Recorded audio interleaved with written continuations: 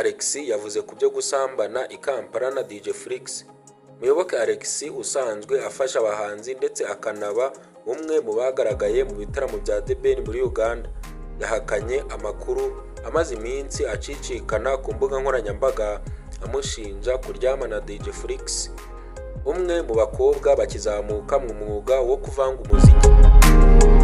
Aya makuru yatangiye gukwirakwira ku mbuga nkoranyambaga nyuma y'igitaramo The Ben yakoreye muri Uganda, aho DJ Flix yari mu bakoranye nawe muri ibyo bitaramo. Bimwe mu byavugwaga kuri murandasi byashimangiraga ko DJ Flix yahawe ayo mahirwe nk'igisubizo cy'uko yaba yaragiranye umubano wihariye n'uyu mugabo usanzwe uzwi mu gufasha abahanzi.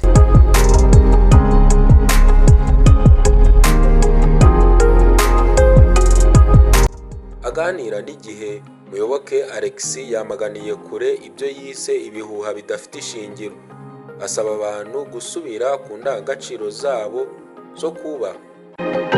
Yagize ati, rimwe na rimwe abantu bajye bagira kubahana.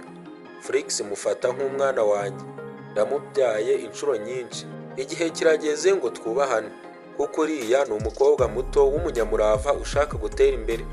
Muyoboke yanenze abashaka kugoreka inkunga bahererekanya mu ruganda rwa muzika, by'umwihariko uko ubufasha buhabwa abakizamuka bushobora gufatwa nabi n'abashaka kumenyekana banyuze mu kuvuga amakuru adafite gihamya.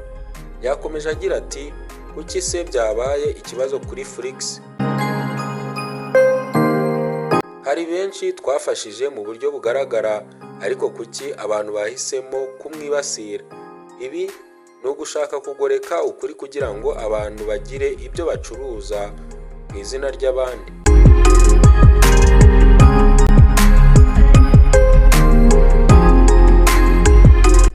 Muyoboke Alex yagaragaje ko atazihanganira umuntu uwo ari we wese uzamuharabika cyangwa ngo amwandagaze. Yongeyeho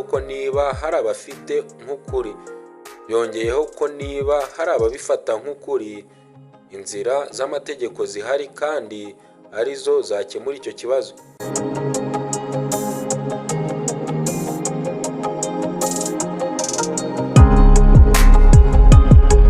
Yagize ati, ibyo bihuha kuri njye ntibifite aho bihuriye n'ukuri.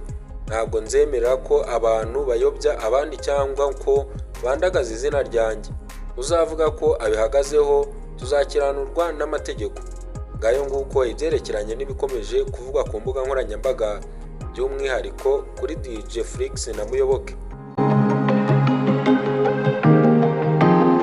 Amazina yanjye nk'ibisanzwe nitwa Journaliste Thierry. Mukomeze mugire ibihe byiza, turabakunda cyane, Imana ibarinde. Hasta la vista.